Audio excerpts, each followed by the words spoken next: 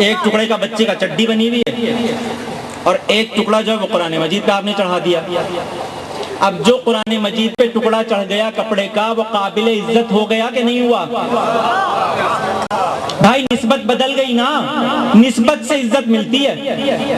ہمیں کہتے ہیں کہ تانگے میں چلانے والے گھوڑے کو زلجنا بنا کے پتہ نہیں کیسے عزت دے دیتے.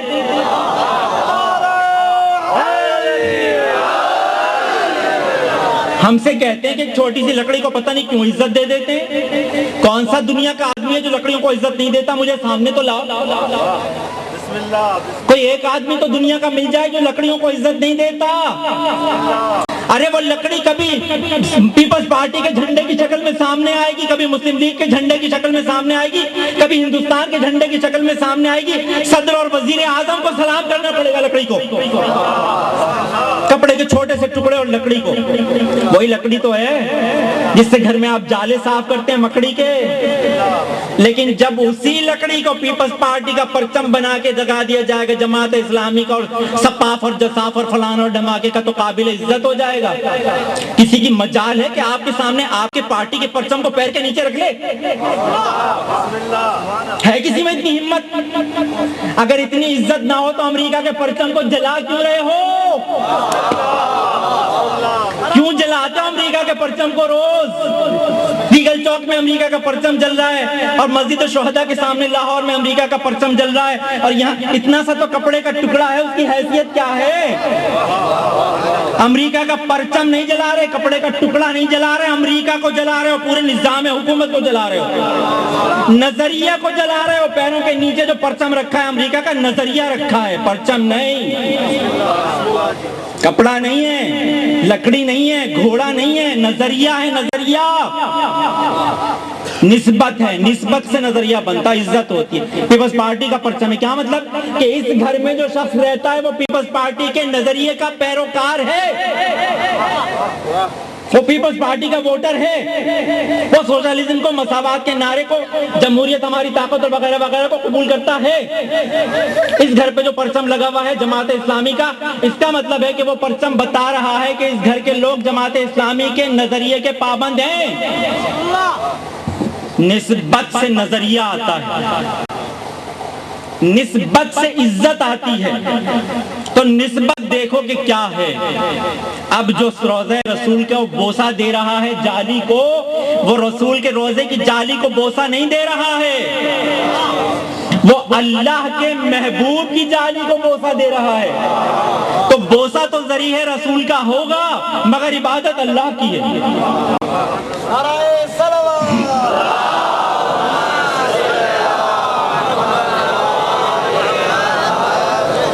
تو نسبت کو دیکھنا پڑے گا کہ نسبت کیا ہے، اور نسبت سے عزت ملتی ہے. جہاں جہاں جو چیز منسوب ہو گئی بڑوں سے، وہ بڑی ہو گئی.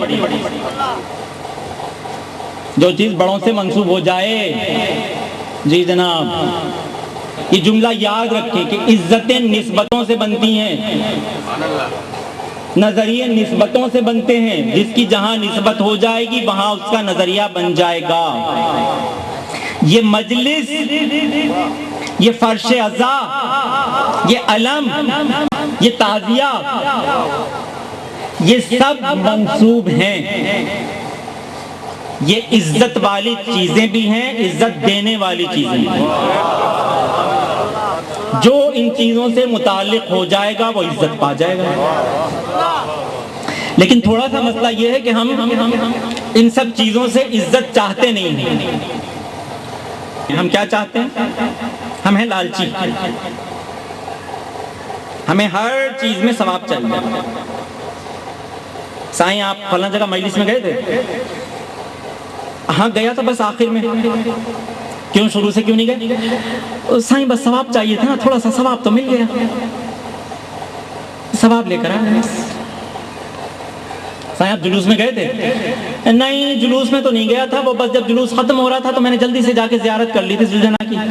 اب آسان کہتا ثواب کھپے نا، بس ثواب لے لیا تھا، ثواب ملے گا. بھائی نماز کیوں پڑھ رہا ہے؟ ثواب ملے گا. روزہ کیوں رکھ رہا ہے؟ ثواب ملے گا. مسجد میں کیوں جا رہا ہے؟ ثواب ملے گا. زلجنا کی زیارت کیوں کر رہا ہے؟ ثواب ملے گا. جلوس میں کیوں جا رہا ہے؟ ثواب ملے گا. زنجیر کا ماتم کیوں کر رہا ہے؟ ثواب ملے گا. علم گھر پہ کیوں لگا رہا ہے؟ ثواب ملے گا. ارے اتنا لالچ، ہر چیز میں لالچ. اس کا مطلب کیا ہوا کہ اگر مجلس میں ثواب نہیں ملے گا تو نہیں جاؤ گے؟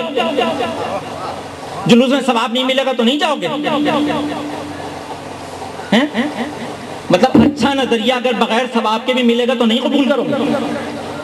ہر چیز میں ثواب. ارے بھائی فلاں مولوی تو دفن کر رہا ہے نظریے کو اور عقیدوں کو تمہارے، اس کی مجلس میں بھی چلے گئے. سایہ کہتا ثواب بڑو کھپے نا بابا، اساں کہتا بابا ثواب بڑو کھپے. ابے بھائی وہاں نہیں ملے گا ثواب، تمہیں ثواب چاہیے. وہ فلاں آدمی تقریر کر رہا ہے، تمہیں پتہ ہی نہیں چل رہا تمہارے خلاف تقریر کر رہا ہے. سایہ سا کہتا ثواب بڑو کھپے. میں کہتا ہوں اگر یزید آ کر تمہارے سامنے مجلس پڑھنا شروع کر دے تو سن لو گے؟ اور یزید سے اچھی مجلس کون پڑھ سکے گا؟ شمر سے اچھی عمر ساتھ سے، وہ تو کربلا کا آنکھوں دیکھا حال بیان کرے گا. نہیں کرے گا، وہ تو آنکھوں دیکھا حال بیان کرے گا. سن لو گے؟ سن رہے ہو نا؟ بہت سے ایسے لوگ ہیں جن کی مجلسیں سنی جا رہی ہیں. کیوں سنی جا رہی ہیں؟ یہ جاہلانہ نظریہ جو آیا ہوا ہے، سایہ سا کہتا ثواب بڑو کھپے، بابا سا کہتا ثواب کھپے. ارے کتنا ثواب چاہیے؟ کیا کرو گے ثواب کا؟ کیا کرو گے ثواب کا؟ کیا کرو گے؟ کیا ملے گا؟ مجلس میں گئے ثواب ملے گا، ماتم میں گئے ثواب ملے گا، نماز پڑھنے گئے ثواب ملے گا، روزہ رکھنے گئے ثواب ملے گا. ثواب سے کیا ہوگا؟ جنت ملے گی. جنت میں کیا ہوگا؟ دودھ کی نہریں ہوں گی. ارے کچھ خوف خدا کرو، دودھ یہاں نہیں مل رہا پینے کو، ثواب مل کے کیا کرے گا؟ جنت ملے گی. سائیں آخر کار تو جنت میں جانا ہے نا، آخر تو جنت ہے نا، آخر مڑ مقام تو جنت ہے بھائی، جانا تو جنت میں ہی آخر کار. تو جنت میں کیا ملے گا؟ وہاں دودھ ہوگا، شہد کی نہریں بہ رہی ہوں گی. ارے کچے میں رہ رہے ہو، کچھ خوف خدا کرو، تمہارے پاس شہد کی کمی ہے، شہد تمہیں نہیں مل رہا یہاں، وہاں شہد چاٹنے جائیں گے جنت میں ٹافیاں کھانے کے لیے. کیا ہوگا جنت میں؟ کیلے ہوں گے، انار ہوں گے، امرود ہوں گے. اور کیا ہوگا جنت میں؟ گڑیاں ہوں گی، گڑیاں، گڑیاں پورے. ارے بچے ہو، گڑیوں سے کھیلو گے؟ درود تو پڑھ لے محمد و آل محمد.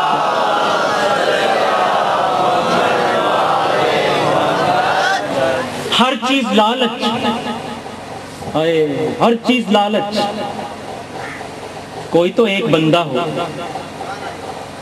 کوئی تو شیر کا بچہ ہو، کوئی تو ایسا مرد نکلے نظریے کا پابند کہ جو اٹھ کر یہ کہے کہ مجلس میں مجھے کچھ ملے نہ ملے میں جاؤں گا زینب کے عمل کی پیروی کرنا ہے.